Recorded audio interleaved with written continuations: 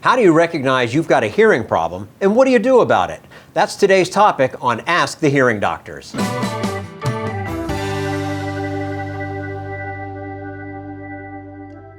Hi, I'm Jim Cuddy, and this is Ask the Hearing Doctors. And I'm joined by Dr. Anna Anzola, Dr. Wendy Thorne, Doctors of Audiology at Hearing Doctors, the Washington, D.C. area's highest-rated audiology practice with over 1,500 five-star reviews. Anna, Wendy, let's jump right into it. Hearing loss, it seems to be one of those things that kind of slowly creeps up on you. What are some of the early warning signs that people may experience that they don't realize they even have a problem? Oh yeah, sure. So people tend to mumble, or that's what they think that everybody else is doing, asking for repetition. Things don't sound very clear. You may hear parts of the word, but not everything. Yeah, and some other things are you can experience tinnitus, which is any sort of ringing or buzzing in your ears.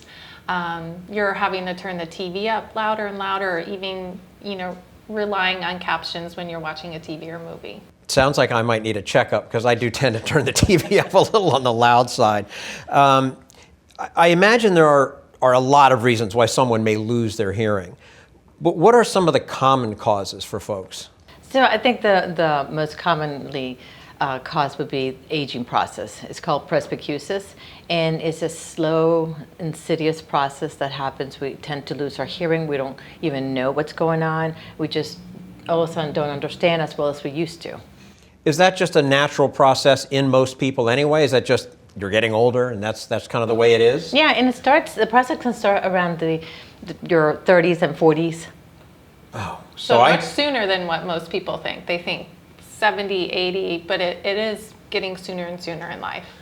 But it tends to be a gradual thing unless you have some other underlying condition, I would assume. Exactly. So it doesn't come with pain, and you're not hurting. It's just you're slowly not hearing as well as you used to. You feel like you're not hearing the conversation. You're not part of the conversation anymore because you tend to miss. And if you do miss, it's very disconcerting because you don't stop to say, why did I miss? You just ask for the repetition and life goes on.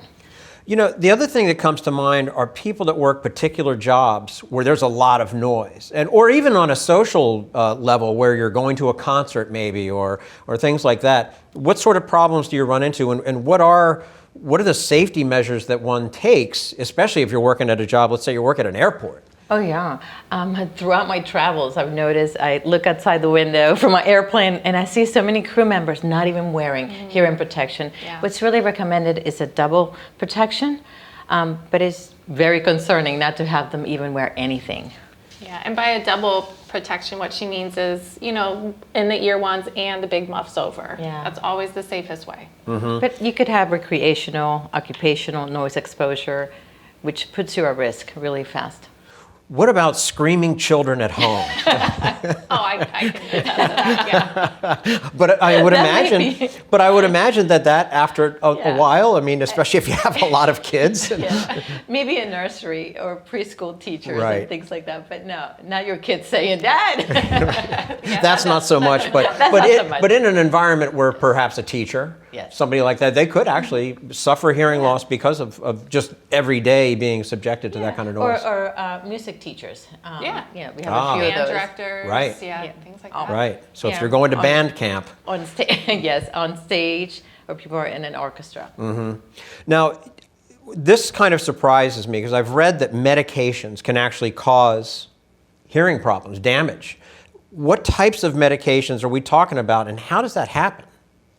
Yeah, so there's a lot of medications that are considered ototoxic. They're usually, pretty strong medications, usually anything in the mycin family, so meaning they end in a mycin. There's also high doses of aspirin, chemotherapy drugs, usually ones that are not like everyday typical ones that people take, but typically things that are used to treat more complicated illnesses and diseases. Now, are these more if you're on medications longer term that it inflicts this damage, or could somebody say you said the mycin family? So, and I know I have been given erythromycin as an antibiotic or whatever, and is that a couple of weeks or whatever it is? Is that going to cause damage, or is it more longer term? It's long term. It's not something, short lived. It's something that's really long term.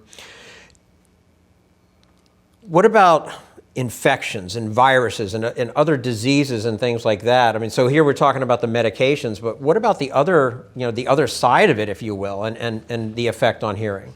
Oh yeah, so absolutely. So we have things that could happen to the middle ear. So there are 3 parts to every ear. So now we're talking about maybe the outer ear or the middle ear, and that could also affect somebody's ability to hear or even understand speech.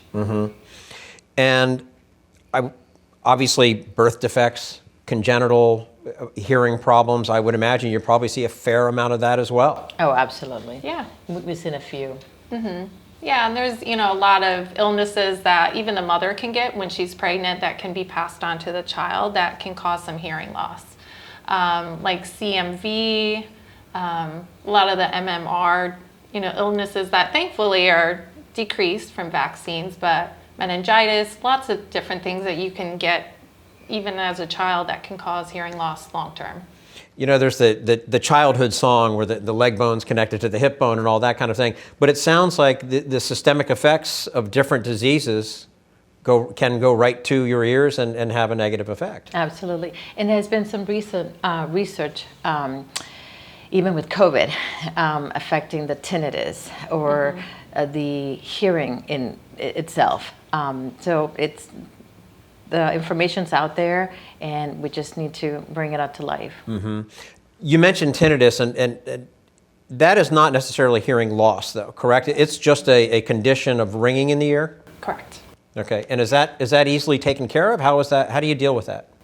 So tinnitus doesn't, kind of along what you first said, it doesn't typically occur with hearing loss. We have a lot of people with tinnitus and no hearing loss. People with hearing loss and no tinnitus, and then both. But a lot of times they do kind of coexist together. There are different masking treatments that we can do. No matter what you do, if you look at research that always says there's no cure for it.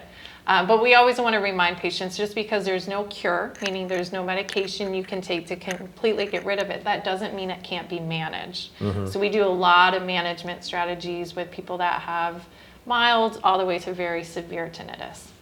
Yeah, I personally suffer from tinnitus, so I have tinnitus in the absence of hearing loss, and that could also happen. And so it ranges between very mild all the way to very significant. It affects you in different stages. So mine is very mild, and I'm able to sort of cope with it. But my world, it needs to be loud, because I expect my world to kind of mask, and I use my world to kind of mask my own tinnitus. But I do have a tinnitus device that I use at home. So it's a type of therapy then? Yeah, it is. It's sound therapy, and it works really well. That's great. Now, the other thing, because of hearing loss,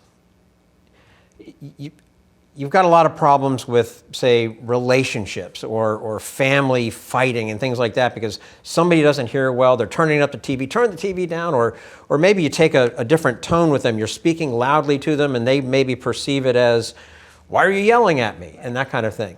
That's got to be a big problem for, not just for families, but I would think in the workplace too. Absolutely. That's probably the most common complaint that we get. My family, it's really upset with me. I'm really trying, but they don't understand what I'm going through, perhaps, or they don't even know themselves. And so, or at work, it's very serious, because they could be missing important information that would, take them up to the next level. If they could have missed a promotion. That's really important, Yeah. Sure. So. The other issue, or one of many issues, of course, when it comes to hearing loss, denial. No, as you mentioned when we were getting started, no, I hear just fine, you're mumbling, and that kind of thing.